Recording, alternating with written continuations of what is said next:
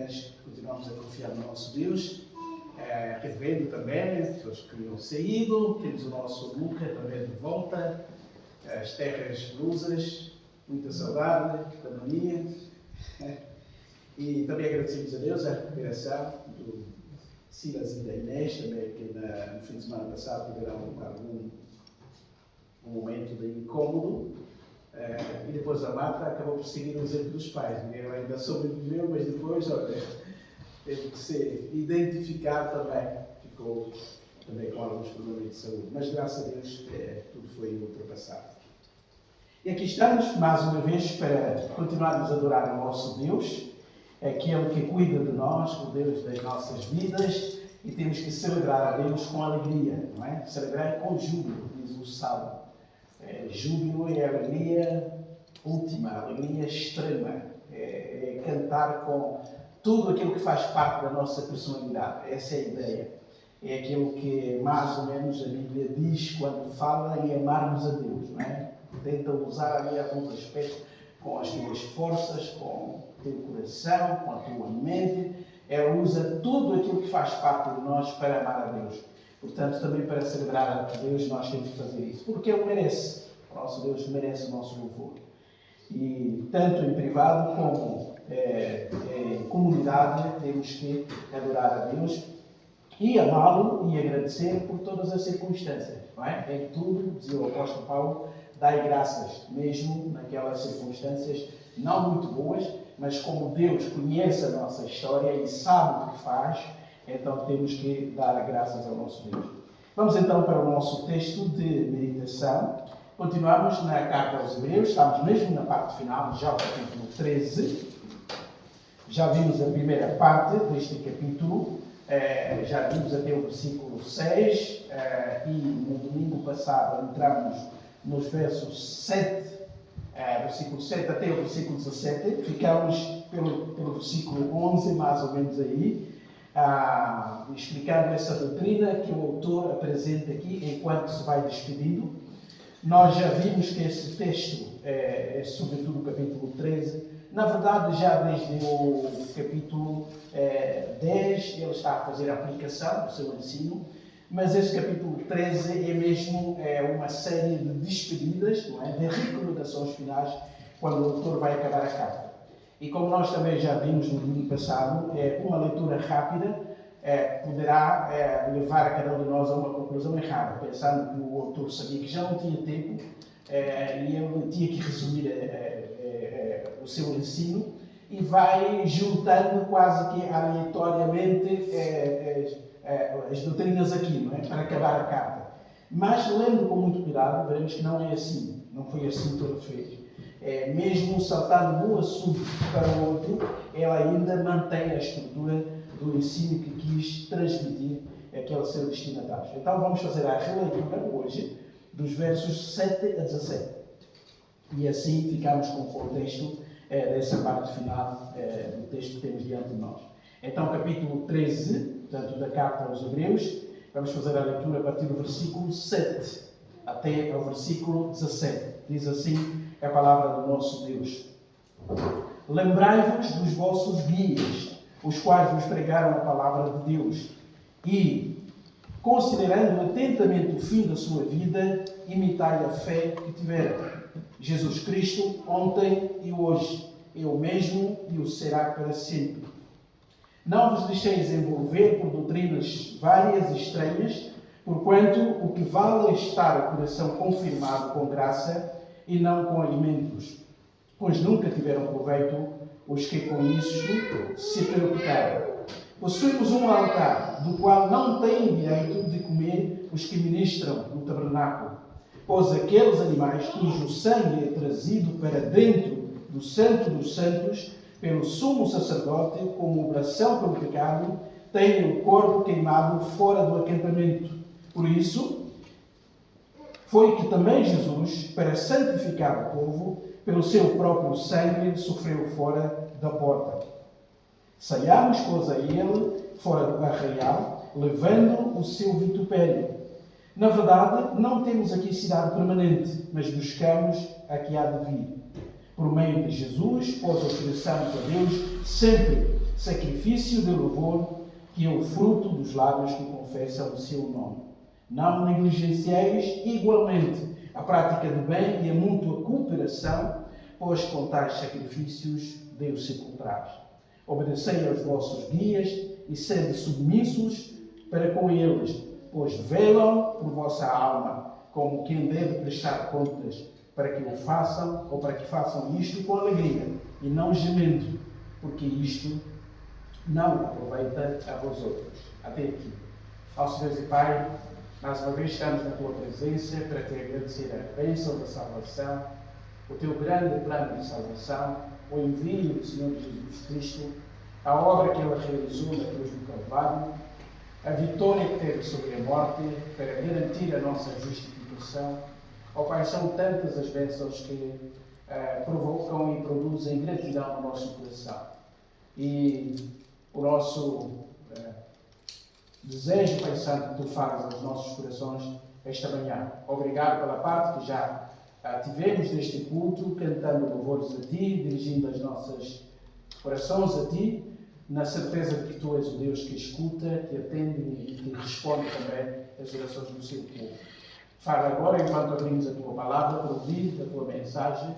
Depois de textos lidos, nós queremos que o Espírito Santo, pedimos que o Espírito Santo nos ajude, esclarecendo a nossa mente, abrindo os nossos corações, tornando-os sensíveis também à Tua voz, para a nossa própria edificação. Obrigado, Pai Santo, pela Tua palavra, que penetra o mais profundo de qualquer ser. E nós Te agradecemos porque ela tem servido de luz para o nosso caminho, num mundo cada vez mais confuso, e nós Te agradecemos porque a Tua palavra nos serve de orientação.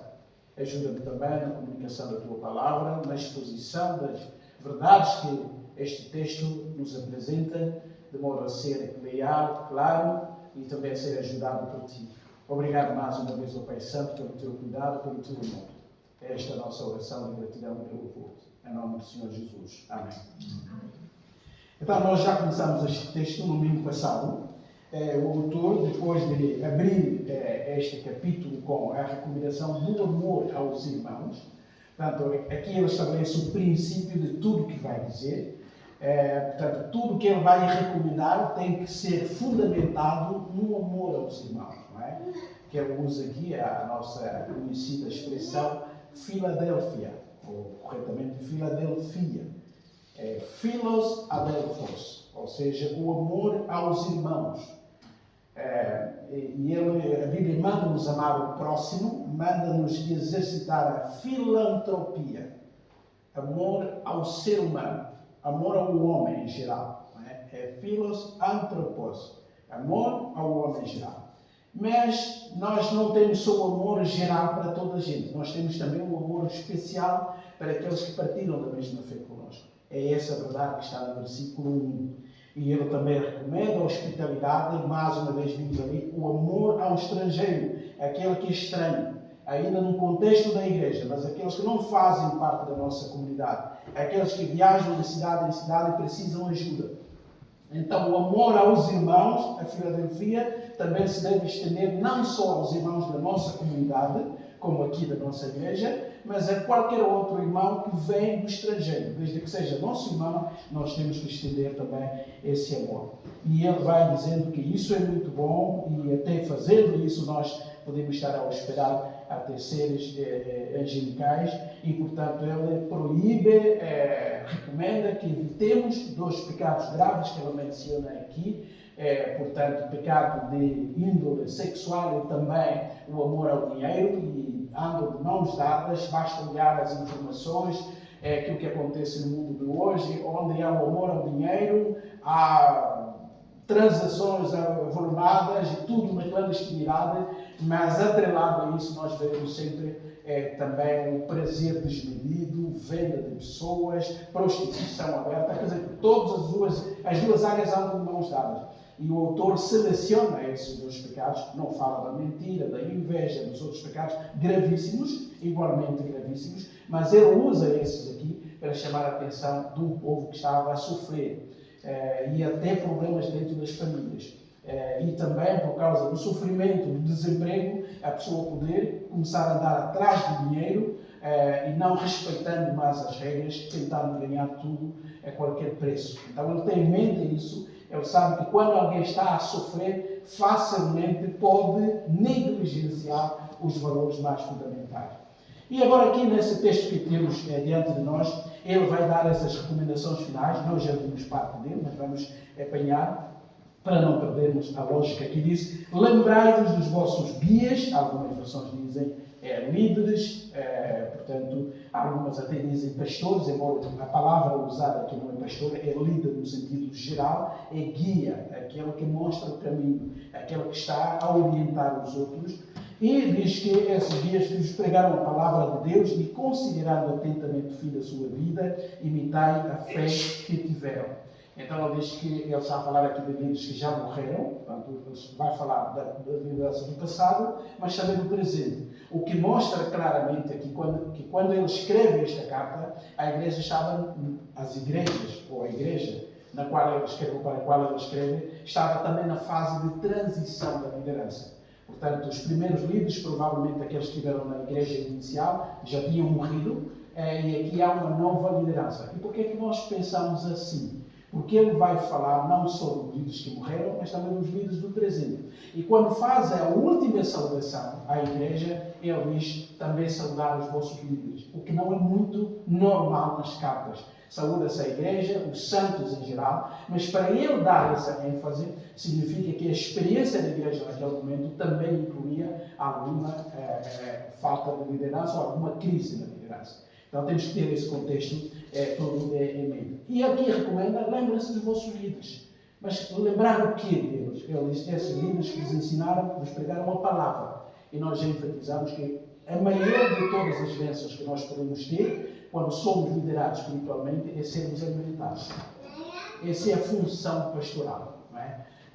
Ser pastor, por exemplo, não é uma profissão. Hoje em dia se tornou uma profissão quase. Não é? Tem que se negociar os pormenores todos da vida profissional. Não é uma profissão. Não é profissão. É uma função. É um ministério. E a contribuição principal é a palavra.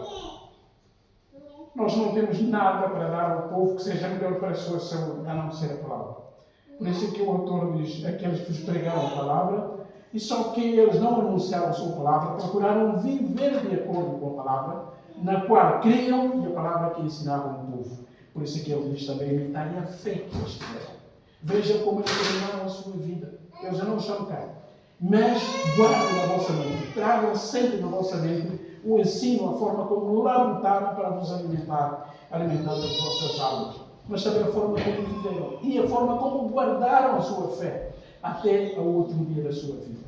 Não foram perfeitos, nunca há pessoas perfeitas, nem lideranças perfeitas, mas olhem pela forma como vos entregaram a palavra e vejam a vida que viveram, sobretudo o aspecto da sua fé, do seu amor e a sua confiança ao Senhor até ao último dia da sua vida e do seu ministério. Então, imitem isso.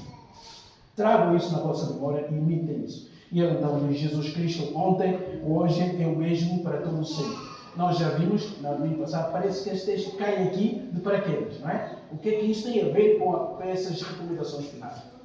Mas nós já vimos que o versículo 8 liga o versículo 7 e o versículo 9.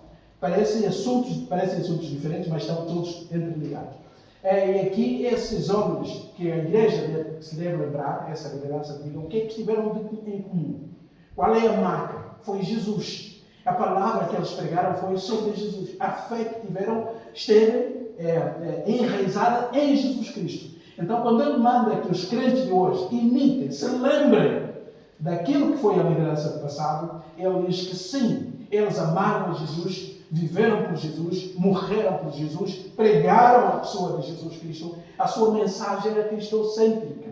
Portanto, vocês hoje não podem mudar, nem sequer devem ouvir muita gente que vai aparecer, ou tem aparecido lá na igreja, para tentar enfatizar outras coisas que não sejam a pessoa de Jesus Cristo. Porque Jesus Cristo, em que essa liderança crê, é o mesmo ontem, hoje e para todo sempre. Alguns intérpretes acham que ele também está aqui a falar de Jesus como o mesmo no passado, como Criador, o mesmo hoje como sustentador do universo e o mesmo que tem o universo nas suas mãos e que o levará para o fim. Também pode ser enquadrado aqui. E mais ainda, podemos ver nessa afirmação dele também aqui a ideia de que Jesus permanece. Ou seja, não precisam de estar atrapalhados, não é? A liderança humana passa. Esses líderes aqui, aqueles guias, já tiveram no passado, vocês devem lembrar-se deles. Mas há alguém que nunca passa, Jesus Cristo, ontem, hoje e para todo sempre. Então isso também está incluído nessa afirmação maravilhosa. E ele então vai explicar: não vos deixei envolver por doutrinas várias e estranhas, porquanto o que vale é estar o coração firmado na graça. Então aqui compreendemos também essa razão. Portanto, não deixem perder, não percam o tempo naqueles que lideram ou procuram liderar, mas que gastam o seu tempo falando sobretudo de cerimónias, de dietas, o que é que se deve comer, o que é que não se deve comer, deixando o assunto principal à margem. O assunto principal é Jesus. Portanto, a verdadeira religião cristã é um espírito, é um coração cheio de graça pela obra que Cristo realizou na cruz. O que ele vai dizer: não vos deixem envolver por doutrinas várias e estranhas, porquanto o que vale é o coração confirmado na graça e não com alimentos. Porque os que foram rigorosos na sua dieta, também isso não lhes valia nada. Eram tão rigorosos, tinham que lavar as mãos, tinham que comer esse animal, aquele não, mas estavam cheios de ódio, cheios de inveja, e a sua liderança é que matou até o próprio Salvador. Embora fossem escrupulosos nos pormenores, mas o coração não estava cheio de graça. Então, cuidado com eles, com essas pessoas que vos desviam daquilo que é fundamental. E nós também já vimos aqui no domingo passado que ele vai introduzir aqui uma doutrina tremenda. Só aqui, em todo o Novo Testamento, é que nós encontramos essa relação que o autor estabelece. Não é? Ele diz que nós temos um altar, não igual aos altares ou ao altar do Antigo Testamento. Nós também já vimos isso, não vamos entrar em pormenores, mas nós vimos que todos os animais que eram sacrificados para o pecado, ou seja, oferta para o pecado, degolava-se o animal e o sangue era trazido para fazer a expiação. E onde é que ficava o corpo do animal? Diz o texto bíblico que o corpo todo ele era queimado fora da cidade, fora do acampamento. Porquê? Porque aquele animal representava a substituição, ou seja, vamos dizer assim, aquela carne estava consumida e consumada de pecado. Então devia ser queimada fora do arraial, não é? Só o sangue que devia ser trazido, porque o sangue representava a vida. Não é? Ele diz que nós temos um altar, nós cristãos de hoje, mas no nosso altar não tem direito de comer aqueles que prestam culto. Nós não falamos sobre isso, mas lá em Levítico havia os animais que eram entregues e ofertas de vegetais, etc. Parte ficava com os sacerdotes. Eles viviam daquilo, a igreja contribuía, as outras tribos contribuíam e os sacerdotes, portanto, viviam daquelas ofertas. Então, tudo o que era oferta pacífica, oferta de ações de graças, então parte da carne era queimada para Deus e parte ficava como comida para o sacerdote. E o cereal que chegava, também o azeite e tudo, também parte era queimado e o resto era para os sacerdotes, não é? Para a sua vida. Mas nunca o animal trazido como oferta de pecado. Nunca. Os sacerdotes não podiam comer. Todo o animal era sacrificado. E o autor vai buscar essa experiência do Antigo Testamento para dizer: por isso é que Jesus, como carregou o nosso pecado, onde é que ele foi executado? Dentro da cidade de Jerusalém ou fora da cidade de Jerusalém? E ele diz, ele foi executado, ele sofreu, derramou o seu sangue fora do acampamento, fora da cidade. E duas verdades estão aqui incluídas. Primeiro, porque ele representava, ou seja, assumindo o papel do animal, entre aspas, porque a Bíblia chama de ovelha, não é? Para o matadouro, ele representava aquela carga de pecado. Por isso é que ele foi julgado dentro da cidade, toda a sentença foi feita dentro da cidade, a zombaria, a cruz foi feita dentro da cidade, mas quando ele foi crucificado, ele teve que ser crucificado fora da cidade, onde os corpos dos animais eram queimados. Por isso que o autor diz, então ele aqui foi rejeitado pela religião, foi rejeitado, maltratado no centro da religião, mas quando cumpriu a sua obra de santificar os seus, o seu corpo foi castigado fora.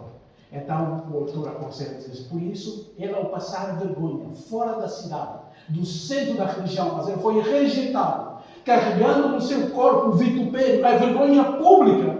Então qualquer bom cristão não pode ter vergonha de se comprometer com Cristo. Por isso é que ele diz: então saiamos após ele, fora do arraial, levando o seu vitupério. Versículo 13. E porquê? Porque tal e qual como aquela grande cidade religiosa não recebeu o seu Messias, nós também não temos aqui cidade pela qual nos podemos apegar. Não é? Por quê? Porque os crentes hebreus aqui queriam voltar à religião mãe. E onde é que estava o centro da religião mãe? Em Jerusalém, a grande cidade, o sacrifício, sacerdotes vestidos a rigor, população entrando e saindo, cheio a sacrifício. Aquilo era pomposo. Mas o autor está a dizer, veja o nosso Salvador. Ele foi sacrificado fora da cidade, rejeitado, levou a vergonha fora. Portanto, todos nós que estamos comprometidos com Ele, também devemos sair atrás dele, suportando a vergonha do nosso compromisso. Por que ele liga a fé dos crentes com a obra de Jesus Cristo? Porque esses cristãos estavam a ser perseguidos, estavam a ser maltratados. E facilmente alguém perseguido, maltratado por causa da sua fé, é mais fácil abandonar a sua fé, para não passar vergonha, para não continuar a sofrer as consequências do seu amor a Cristo. Mas o autor diz, não.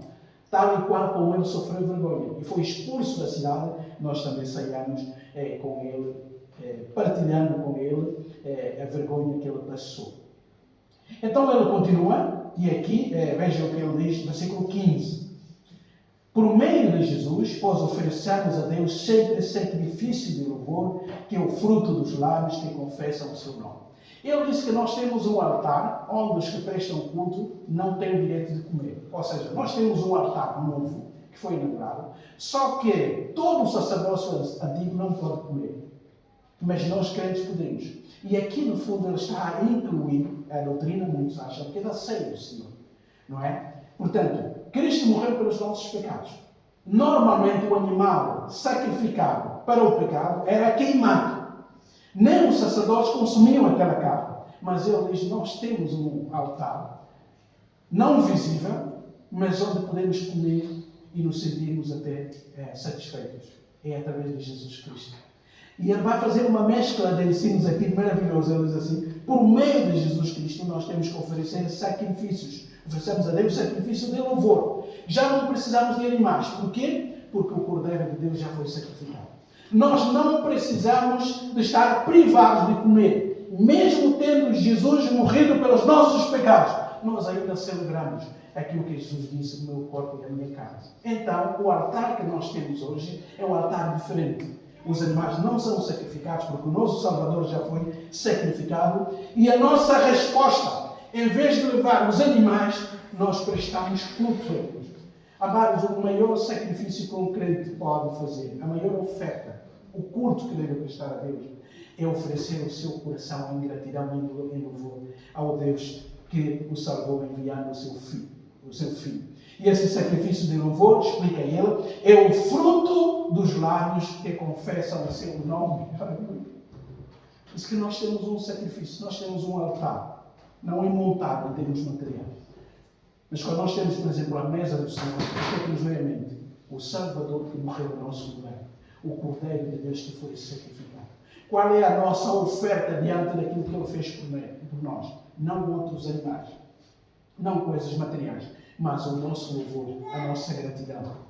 O culto cristão é uma resposta, é um sacrifício. Aquilo que o Paulo disse, lembram-se? Romanos capítulo 12, né? Diz que não nos conformemos com este mundo, mas ele roga aos cristãos que apresentem os seus corpos como um sacrifício vivo, um culto agradável. A nossa vida é o culto, é o sacrifício. Os nossos louvores são a resposta a um Deus bondoso e maravilhoso. E nós expressamos a nossa gratidão quando cultuamos a Deus com alegria. E o autor diz que temos que dar sempre, oferecer sempre a Deus sacrifício de louvor, que é o culto, que é o fruto dos lábios que confessam o seu nome. E ele mais uma vez diz, não negligencieis igualmente a prática do bem e a mútua cooperação, pois com tais sacrifícios Deus se compraz. Os irmãos estão a perceber, ao escrever aqui, ele disse que o maior sacrifício que podemos fazer, já que não podemos trazer os animais, já não é preciso, é o nosso louvor, é a nossa adoração a Deus. Mas isso pode parecer muito teórico. Então, cantar louvores a Deus, reconhecer aquilo que Deus fez por nós, cantar hinos de louvor, fazer da nossa vida uma celebração a Deus, é tudo. O autor diz, não. Uma verdadeira espiritualidade também é prática. O amor verdadeiro a Deus vai levar necessariamente ao amor ao próximo. Vejam como ele combina as coisas. E a Bíblia é maravilhosa nisso.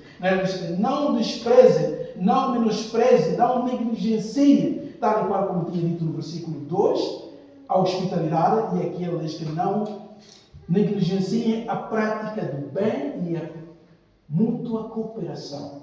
O que é que ele acrescenta? Pois com tais sacrifícios. Então os nossos sacrifícios não são só sacrifícios de louvor, verbalmente falando, mas também são sacrifícios práticos. Um bom crente, um verdadeiro crente, é aquele que adora a Deus, coloca Deus em primeiro lugar, mas também é sensível às necessidades do outro, sobretudo dos irmãos. Lembra-se do versículo 1. O apelo, o tema geral, a máxima aqui é o amor aos irmãos. Portanto, aquele que verdadeiramente louva e ama a Deus, ela é sensível às necessidades humanas. Nós estamos a viver em tempos de muito egoísmo. O materialismo escravizou. Até crentes, para participarem e contribuírem para a obra do Senhor, é preciso apelos e apelos. Por isso é que muitas igrejas manipulam os crentes com vendas de coisas. Olha aqui, Paulo, benzina, é uma forma de conseguir sugar o dinheiro do povo, porque da outra forma o povo não vai participar. Ou fazendo promessas falsas.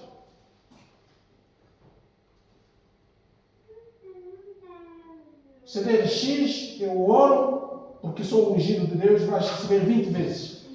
E o povo não contribui porque quer contribuir de coração, mas quer lucro. Se eu vou receber 10 vezes mais, então dou para receber 10 vezes mais. É a forma, é a manipulação diabólica que muitos líderes encontraram para conseguir algo. Por quê? Porque o povo de Deus deixou de ter aquela sensibilidade de partilhar com os outros. Paulo diz, tanto o louvor a Deus é um sacrifício, como também a prática do bem e a mútua cooperação. E ele até acrescenta, com tais sacrifícios, Deus se alegra, Deus se compraz. Deus não se alegra, não se compraz apenas com o louvor das nossas bocas, mas também com o fruto prático do nosso amor ao próximo. Porque quem faz isso também está a adorar a Deus, está a apresentar um sacrifício vivo ao nosso Deus.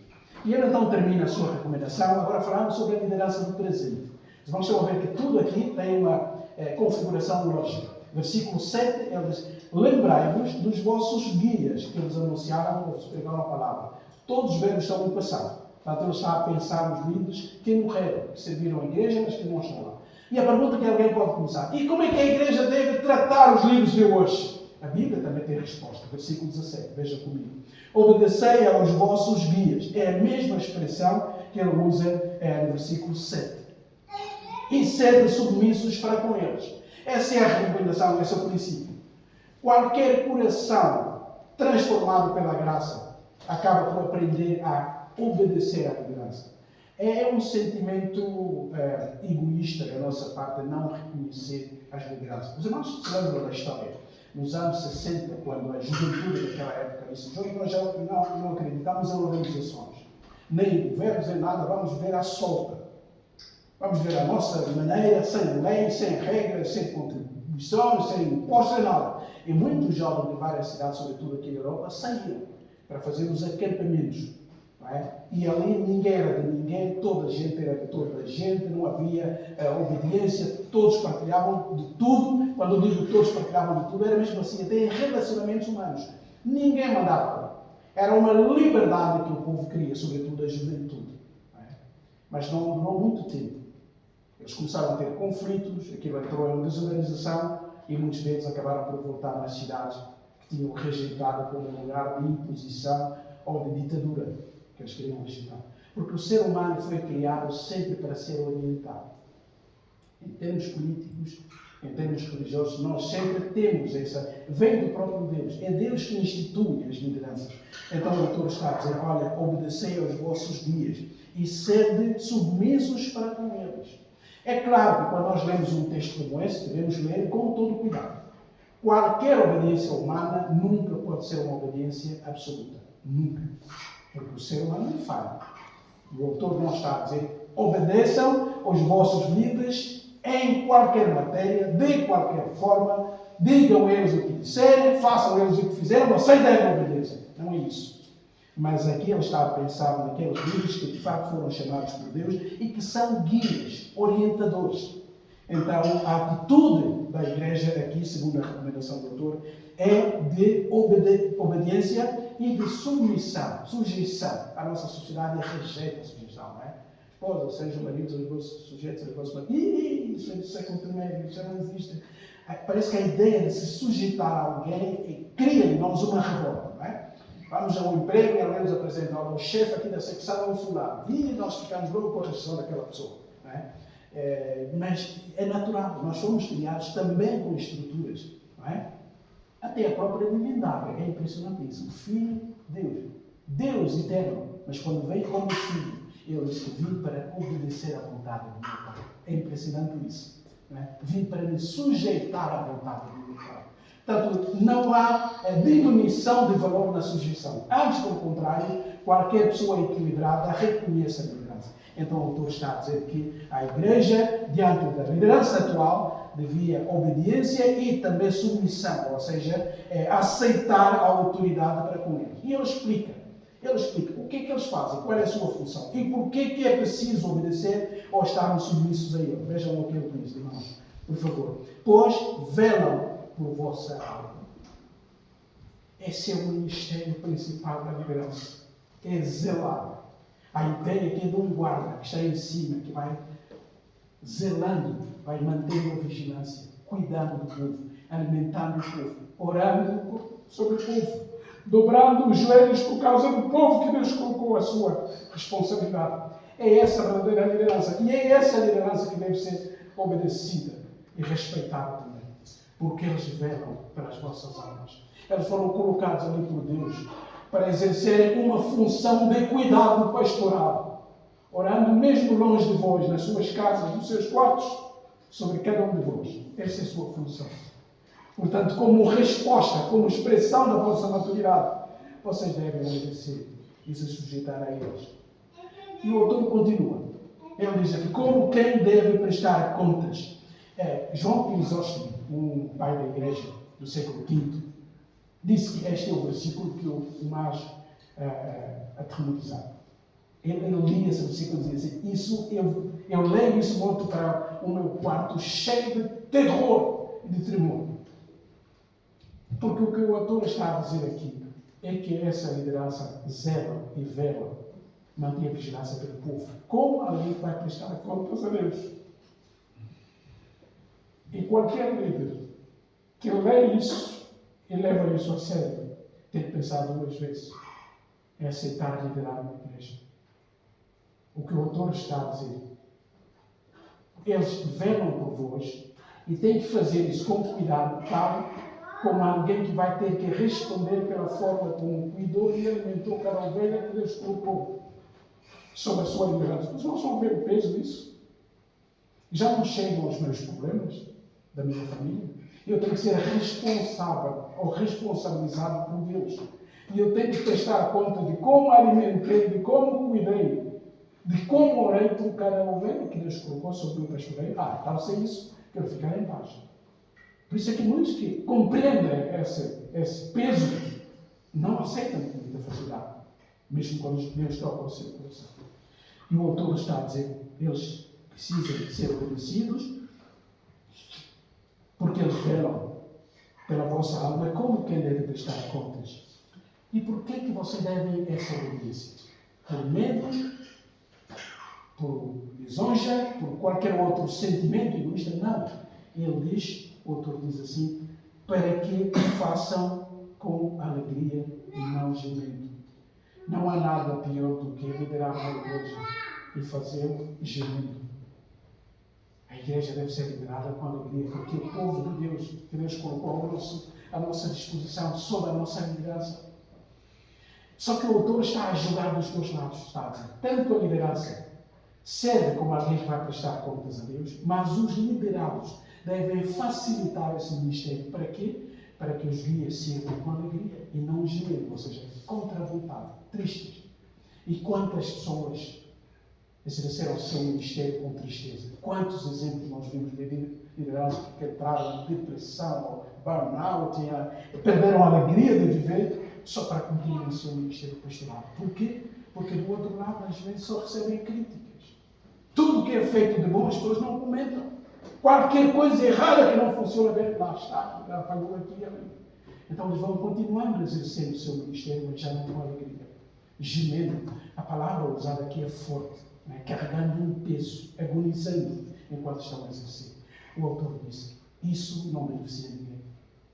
Aliás, é assim que ele termina, diz assim, para que o façam com alegria e não gemendo. Porquê? Justifica ele, porque isto não aproveita a vós outros, ou seja, não vos será útil. O que é bom aqui é essa harmonia. Uma liderança responsável. Alguém que o faz com peso, sabendo que é o povo de Deus que está a ser dirigido. E o Deus deste povo um dia me vai cobrar. Por isso eu devo gastar, deixar-me gastar, para aprender essa palavra aqui e alimentar o povo com a sua palavra. Eu devo me deixar gastar em oração, orando por cada um daqueles que fazem parte da igreja que Deus me permitiu liderar, para que as suas vidas estejam em harmonia com Deus. Eu tenho que pensar naquilo que está acontecendo nas suas vidas, as suas falhas, os seus pecados, as suas dúvidas, os seus conflitos familiares. E eu tenho que carregar como se fossem meus. Porque essa é a minha função. Mas eu tenho que fazer com alegria. Porque é também uma bênção incomparável. E não genuína. Então, de uma parte tem que ser feita assim, ou feita assim o ministério. Do outro, tem que haver essa facilitação. Sabe tão bem, irmãos, sabe tão bem. E falando aqui como pastor, quando a gente recebe uma mensagem de um irmão no nome da igreja, do pastor, estou a orar por si, ou por ti. Os irmãos não imaginam. Isso é muito mais do que qualquer bem material. Porque eu sei que o meu ministério está a ser sustentado pelos crentes.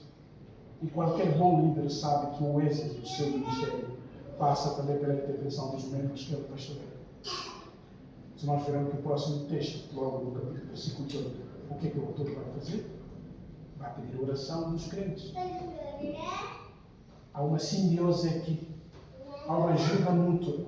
Há uma assistência mútua. Porquê? Porque todos nós fazemos parte da mesma igreja. Que Deus nos dê corações sábios, sensíveis, que se lembram daqueles que nos dirigiram no passado, pensando na sua vida, na fé que nos transmitiram, alguns a quem nos levaram a Cristo, e agradecer a Deus sempre pelo testemunho que deixaram. Mas também viver no presente, apresentar um sacrifício verdadeiro, adorando a Deus com alegria, servindo em qualquer área da igreja com alegria, com gratidão no coração, sabendo que temos um altar onde o sacrifício, o maior de todos, foi o nosso Senhor. E nós devemos estar em constante culto ao nosso Deus, em privado, como também em comunhão. E crendo sempre no Senhor Jesus Cristo, que é o mesmo ontem, hoje e eternamente. E devemos praticar as boas obras, sermos sensíveis às necessidades materiais e espirituais dos outros. E finalmente temos que ter corações que saibam submeter à liderança que Deus coloca. Quando Deus coloca uma liderança, é uma bênção que Deus está a exercer na nossa vida. Só se a liderança não for chamada por Deus. Mas se for uma liderança chamada por Deus, então tudo que Deus dá à sua igreja tem que ser para o benefício da igreja. Que cada um possa viver essa vida prática que o autor queria que os seus destinatários vivessem. Deus é bom. Vamos adorá-lo todos os dias. Dar graças pela bênção que traz às nossas vidas. Cada um deve exercer os dons que Deus colocou à sua disposição para o benefício comum, para a sua honra e para a sua glória. Pai, nós te louvamos pelo teu grande amor por nós. Obrigado pela tua palavra. Obrigado pela bênção da igreja, onde encontramos irmãos e irmãs que conosco caminham, que conosco crescem no conhecimento da tua pessoa e em graça. Obrigado pela tua palavra. Ó Pai, dá-nos corações obedientes, corações que valorizam aquilo que tu valorizas, corações sensíveis também às necessidades dos outros. Afasta de nós qualquer sentido ou senso de egoísmo, Pai. Não permita, Senhor, que as dificuldades desta vida limitem a nossa simpatia, a nossa generosidade. Não permita isso, Pai Santo. Ajuda-nos a partilhar com aqueles que têm menos do que nós. E ajuda-nos, ó Pai, a reconhecer também aqueles que tu colocas como líderes na nossa caminhada de fé, a interceder por eles, a orar por eles, a sustentá-los com as nossas orações, a apoiá-los, ó Pai, a dar-lhes estímulo também nos momentos de limitação, de fraqueza. Tu és bom. Aviva a tua igreja aqui.